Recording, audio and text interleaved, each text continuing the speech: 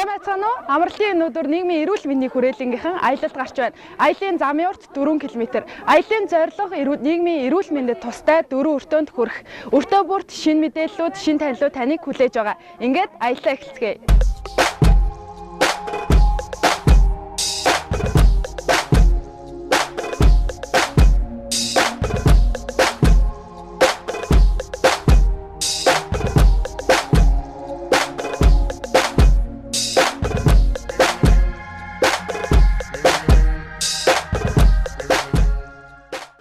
Нийгмийн эрүүл мэндийн хүрээлэн өөрчлөлтийг өөрөөсөө сэдэвт аяныг зохион байгуулж байгаа. Яагаад гэвэл бид нийтийн сайн сайхны төлөө, нийтийн эрүүл мэндийн төлөө ажиллаж байгаа бол бид өөрсдөө эрүүл байх ёстой, урт удаан наслах ёстой гэсэн уриатаагаар ийм аяныг зохион байгуулж байгаа.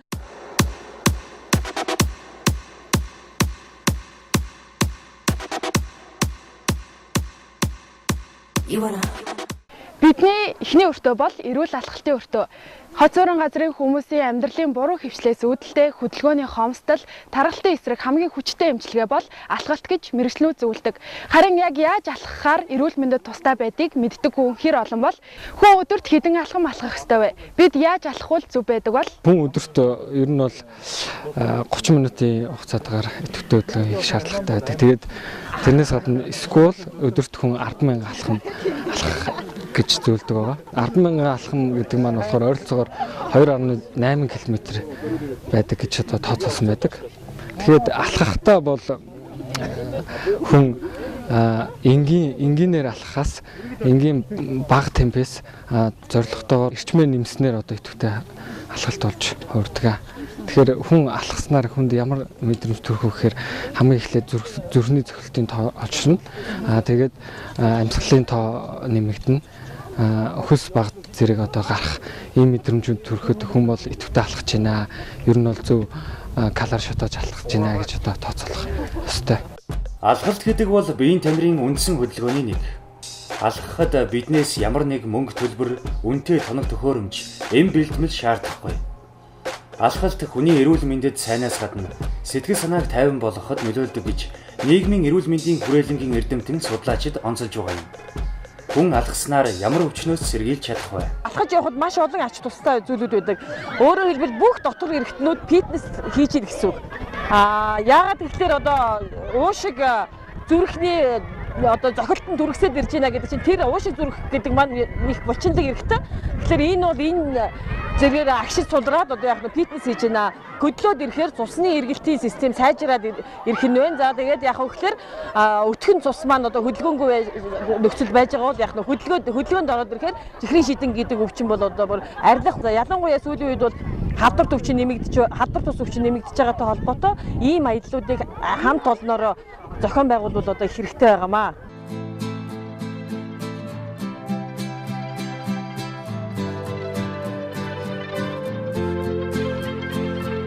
Ер нь манай монголчууд эртнээсээ нуулан давирах ажил бол нэлээд тийм нэлээд өндөр түвшинд авч үзчихсэн. Яаж гой жишээнүүд биш үү? Агуулга талаас аж тэр эрүүл мэнд талаас аж тэр цагаан сарын шинийн нэгний өглөө уулан давирч тухайн жилийнхаа одоо аз хэмэрийг шивндэг ч гэх юм уу те. Энэ бол нэг талаараа бас уулан давирахын бас ач холбогдлыг өгүүлээд байна шүү дээ. Уул хангаагаа шүтдэг, тахидаг, уулан давирч тэнд өндөр тэр сайхан газар одоо энерги байдаг ч гэх юм. Энэ утгаараа бас яг нөгөө талаараа эрүүл мэндэд бол бас асар их ач тустай.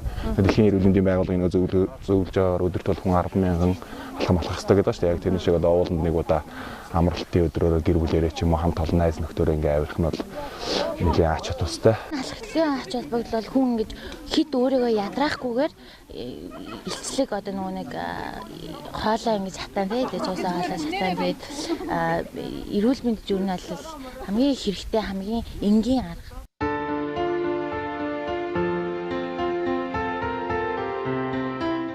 Бид яг одоо эрүүл хооллолтын өртөөнд саатаад байна. Хүн хоолоороо авсаа ухдаг гэж сонсоход гашуунч үнэн үгүй. Монголчуудын дунд хамгийн түгээмэл 5 өвчний нэгэнд ходоод түүнтэй холбоотой эргэтэн системийн өөрчлөлт ордог юм. Бид яаж хооллох ёстой вэ? Ямар хүнс бидний эрүүл мэндэд тустай вэ? Хооллох бүртээ бид юуг санах ёстой вэ? өглөөний хоол ер нь биднэрт ямар ач холбогдолтой яаж одоо зохицуулах хэрэгтэй байдаг вэ? Тэгэхээр энийг нийгмээр л ярих хэрэгтэй. Хоол үйлдвэрлэгчдийн холбоо энийг бүр асуудал болгоод ярих хэрэгтэй. Яг тэгвэл Азийн орнуудад бол өглөө 6-7 цагт нээгээд халуун сайхан хоолундаар үйлчилдэг хям төсвөр хоолны газар байдаг. За улсын ажил хийсэн сургуульд явж эрдэм сурах гэсэн оюутан хүүхдүүд үндсэндээ хохирч байна. Яг тэгвэл хамгийн нэгд гол хүнийг тэжээх зүйл бол хоол боловсруулах эрдэнэ тогтолцоо. Хоол боловсруулах эрдэнэ тогтолцоогоо бид одоо өглөө хоосон яваад хүчлүүлчихэд дараа нь тэгээд тэр хүнийг эмчлэх гэж эмч нарч зовдөг. Тэр хүн ч өөрөө хохирдог. Тэгээд ямар ч ажил хийж чанартай амьдрах юм.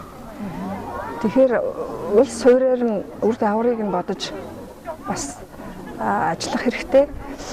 Өглөөний хоолыг хаан хүн шиг, өдрийн хоолыг хатан хүн шиг, оройн хоолыг боол хүн шиг идэх хэрэгтэй гэсэн ардын үг байдаг. Өглөөний хоолыг хүн боссноос хойш 1 цагийн дотор идэх хэрэгтэй гэж олон улсын эрдэмтэд зөвлөжээ. Мөн хоногт хэрэглэх уургийнхаа 30%-ийг өглөөний хоолнд авах нь зүйтэй гэж үздэг.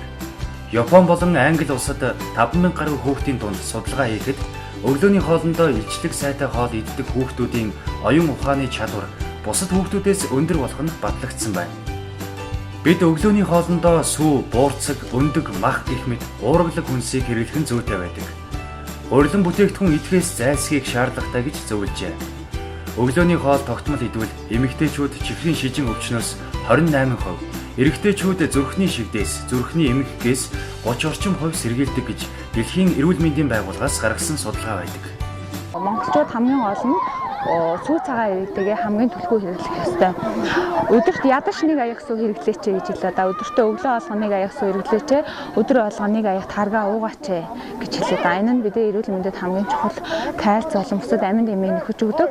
Эдгээрийгээ мэдэхгүй бид нар ихэвчлэн импортын бүтээгдэхүүн хэрэглээ, ихэвчлэн зөв соолтыг аяг хэрэглээ дэмжиж хэрэглэдэг. Хамгийн гол нь 1 аяг сүү, 1 аяг тар гэдгээр зөв зохицуулаад уугаад хэрэглэх хэрэгтэй.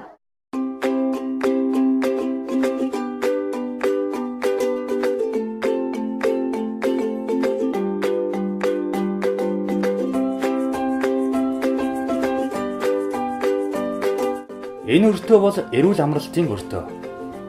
Хамт олноороо агаар салхинд гарна гэхээр хаа нэг амралтын газар эсвэл голын иргэд очиод хог тариад архитад сууна гэсэн ойлголт бидний дунд түгээмэл тархжээ. Эрүүл мэндэд тустай эрүүл зөв амралт гэж юу хэлээд байна? Хүн яавал богино хугацаанд бүх чилээгээ гаргаж сайхан амарч чадах бай. Энэ талаар олон улсад хийж байгаа судалгаа шинжилгээ түүний үр дүнд тодорч байгаа баримт жишээ юу байдаг бол?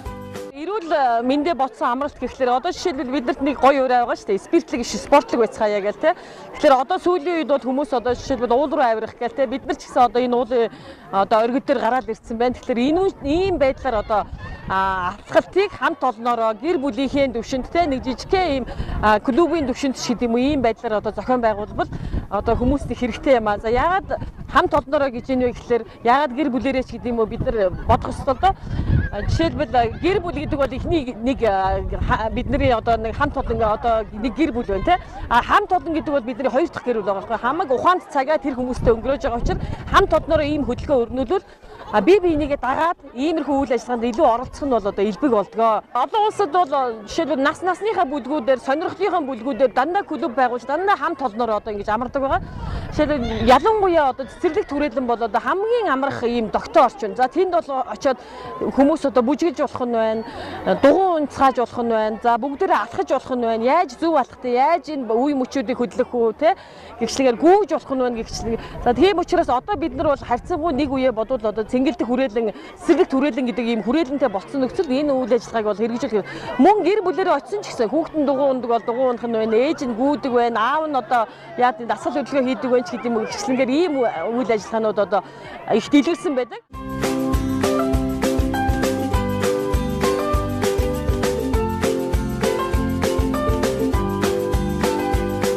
Олон хүн ажлын цагийнхаа ихэнхийг агааржуулалт муутай өрөөнд суугаа байдлаар өнгөрүүлдэг болжээ.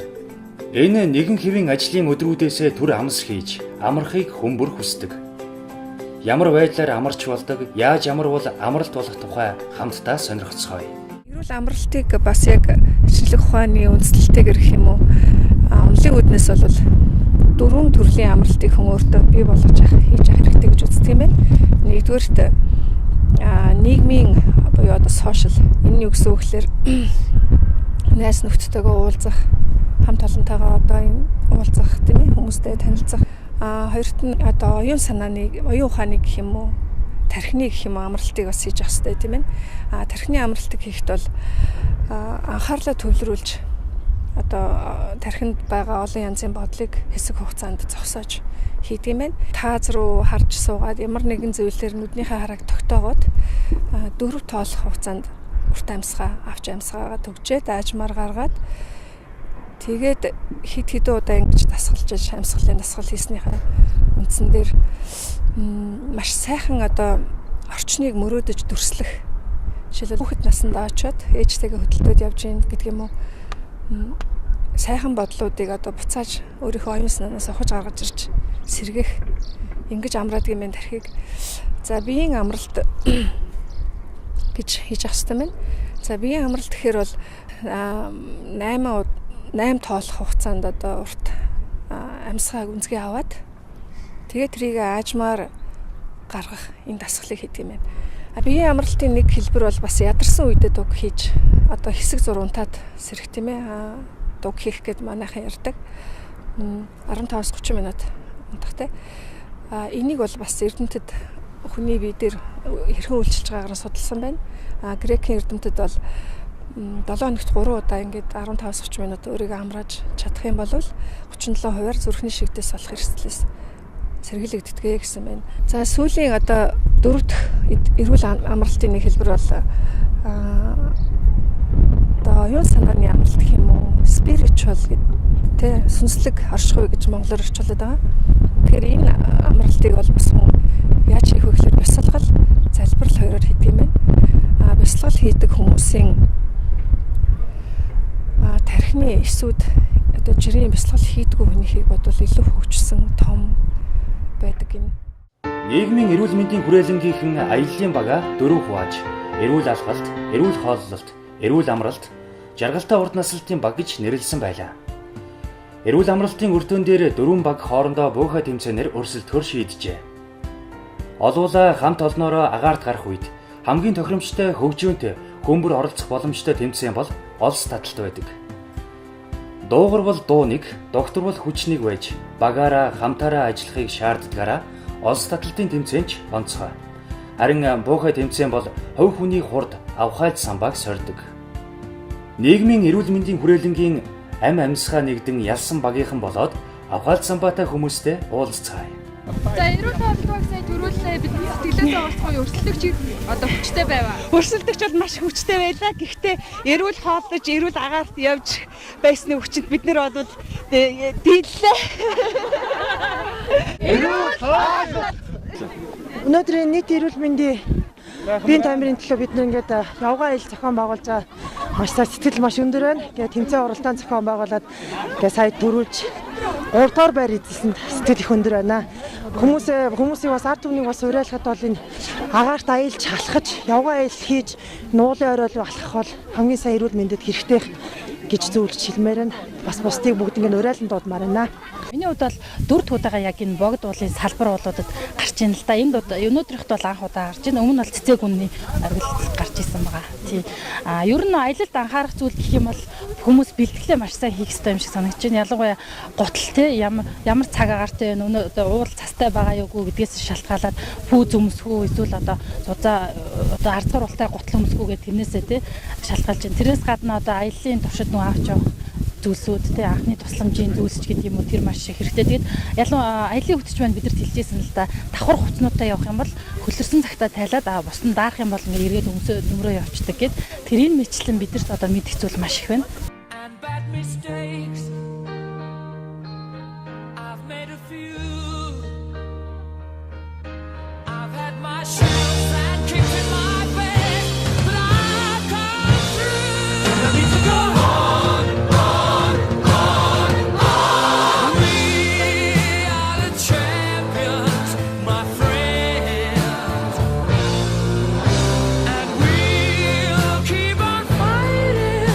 Till the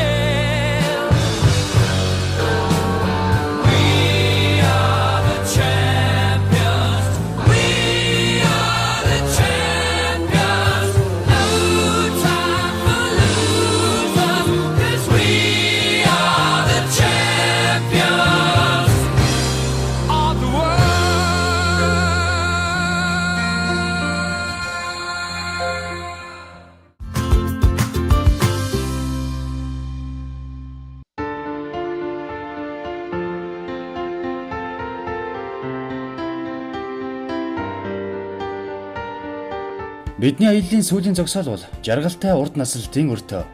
Статистик мэдээгээр Монгол хүний дундаж наслалт эмэгтэй 75, эрэгтэй 66 байна. Олон улсын дундаж наслалтын хэмжээ 71 нас байдаг. Хамгийн өндөр насалдаг Япончуудын дундаж наслалт эрэгтэй 80, эмэгтэй 87 байгаа юм. Энэ тоо юуг хэлнэ вэ? Монголчууд бид гадаадын үе тэнгийнхэнтэйгээ харьцуулах юм бол богино насалж цөөхөн жил амьдарч байна. Тэгсэн мөртлөө бидний олонхын амьдрал хоногийн хэрэгцээгээ дөнгөж харгацгаасан, сэтгэл зовинсан, элдв асуудалд шаналсан он жилүүдээр дүүрэн байна. Яавал бид зорьсон зорилготой, хүрсэн амжилттай, сэтгэл хангалуун амьдарч энэхэн насаа жаргалтай урт туулах вэ? Яг л ийм асуултыг дор бүрнээ тавиад үзээрэй. Манай хамгийн сүүлд хийсэн халдвар тус өвчний эрсдэлчин зүйлийн шатлсан судалгааны дүнгээр аваад үзэхдээ зэрэг эрчүүдийн манд донд одоо эрсдлийн үзүүлэлтүүд маш хөндөр хэвээрээ байгаад байна. Энэ нь бол та бүхэн мэдж байгаа тамхины хэрэглээ төдийлөн буурахгүй байна. Архины хэрэглээ бас төдийлөн буурахгүй байна. Хэдийгээр нийгмийн эрүүл мэндийн үйл ажиллагаа одоо сошиал ертөнцөөс ч гэсэн одоо эрүүл мэндийн салбар нийгмийн дунд ч гэсэн нэлээд сайн яригдаад байгаа боловч одоо энэ эрсдэл хүчин зүйл буурахгүй байгаа нь хувь хүний өөрийнх нь амьдралын датсан хөвшил зуршлаасаа бас төдийлөн салж чадахгүй байна. Мэдлэг нь бий болоод байна, хандлага нь төлөвшөөд байна, дадал хөвшт болж чадахгүй байна. Энэ нь бол эргээд нөгөө дунд наслалтын одоо бас өсөхгүй байгаатай холбоотой байна. Манайх бол хөгжиж байгаа орн. За тэгэхээр бидний бол бас төдийл сүүлийн жилүүдэд манай залуучуудын ч гэсэн хүмүүсийн хандлага маань нэлээд өөрчлөгдөж эхэлж байна. Яавал бид нэр зөв хооллох уу те? Яавал энэ эрсдлээс одоо би тамхи татахгүй ч гэсэн би тамхины дам эрсдэлд орчод байгаа байхгүй. Одоо орон сууцнд тэгэл тэгэхэд л орон сууцнд залуучууд гараад гэртээ тамхи татчих болохгүй юм бэ? Тэгвэл орцондоо гараад тамхи татчих гэдэг. Тэгээ тэдний нөгөө оюуны одоо тэр сэтгэн бодох сэтгэлгээ маань нэлээд бид нарыг энэ эрсдлийг одоо бас нөлөөлөд юм. Тийм нөө сөрөг эрсдлээс бас бус гэр бүл хамт олонны одоо тэр орон одоо өргөн тойрныхоо байгаа хүмүүсийг аюул эрсдэлд өртүүлэхгүй баймаар юм тийм ээ. За жаргалтай урс наслалтын бас нэг одоо хамгийн анхдагч хоол зохистой хоолтоос гадна эрүүл цэвэр агаар ашиг чухал байна тий. Тэгэхээр бид нэр Өвлжингээ Улаанбаатар хот маань агаарын бохирдолтой орчинд бид нэр өөр хүүхдтэйгээ бүгдээрээ одоо 3-4 сар одоо нэлээд нэгтралтай юм агаарын бохирдолтой орчинд амьдралаа шүү дээ. Тэгээд эндээ болоод бид нэр эмч нарын зөвгөөс гэсэн нийгмийн эрүүл мэндийнхний мессежнүүд ч гэсэн яваалаа шүү дээ. Хагас хүчин сайнд ядаж гэр орныхаа хүүхдүүдэд агуулад хотынхоо нэг жоохон захад гараад эрүүл агаараар амьсгалуулчих тийм ээ. Энэ мессеж бол өвлж зунгуул явж явах хэрэгтэй тийм ээ. За энэ эрсдлүүдийн одоо бид нэр аажимдаа одоо өөрсдөөсөө хувь хүнээсээ хамт олноосоо урайлаад ингээд яваад ах юм бол магадгүй бид нэр 5-10 жилийн дотор богинохон хугацаанд нөгөө дундаж наслалтайгаа бас уртсах ийм боломжтой байна гэж ингэж харж байна.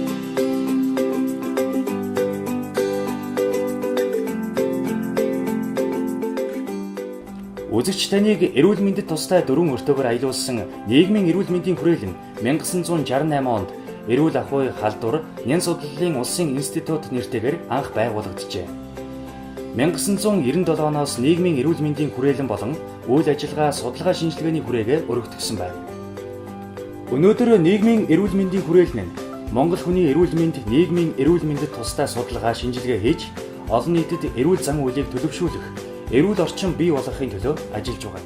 7 хоногт 7 цагийн идэвхтэй дасгал хөдөлгөөн хийдэг ийм идэвхтэй иргэд залуучууд бол 7 хоногт 30 минутаас одоо бага хөдөлгөөнтэй байдаг хүмүүсээс ч юм уу 60 насноос эрт нас орох эрсдэл нь 40% бага байдаг гэж байгаа. Энэ юу харуулж байна гэхээр ерөөсөө идэвхтэй дасгал хөдөлгөөн гэдэг бол эрүүл амьдралын бас нэг үндэс юм а гэдгийг нотолж байгаа. Дээрээс нь одоо явган алхалт ууланд алхалт одоо явган аялал эднэрийн бас эрүүл мэндийн ач холбогдлууд нь зөндөө байна л да. Зүгээр зах зугаас нь дурдах юм бол зүрх судасны өвчлөлийн эрсдлийг боруулж байна. Артерийн даралт ихсэх болон чихрийн шижийн өвчлөлийн эрсдлийг боруулж байна. Энэ өвчлүүд маань өөрсдөө манай хүн амын өвчлөл нас баралтын тэргүүлэх шалтгаануудыг болоод байгаа их тийм ноцтой юм өвчнүүд шүү дээ. Дээрээс нь одоо уучхны хавдар шулуун гидсний болон хөхний хорт хавдар эрсдлийг бууруулдаг гэдгийг бол нотолсон байж байгаа.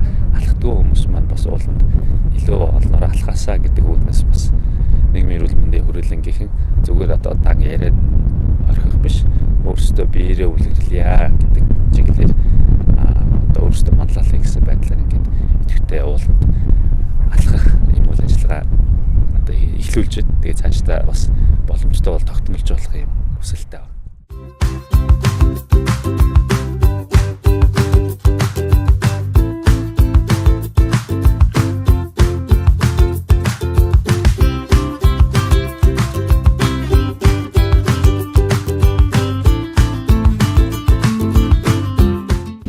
чирэг саруул залбоотой амар жаргалтай урт наслахын нууц таны миний гарт байдаг. Та хоногийн 13 цаг тодруулбал 780 минут. Бүр наривчлбал 46800 хормыг зөв боловсон зарцуулж чадвал урт насалж удаан жаргах амархан байна. Санаж явбал бүтдэг. Амны бэлгээс аштын бэлэг гэдэг. Эрүүл жаргалтай амьдрал бидний гарт байдаг. Цэнхэр дэлхийгээ би дуулах дуртай. Мэндийн үстэй битэр та бүхэндээ дуулаж байна. Нас чамай гүра хамстаа дуулмаар байна. Наслаг хорвогийн жаргалыг чамтайгаар дуулмаар байна. Үчтэй хин залуус бид наа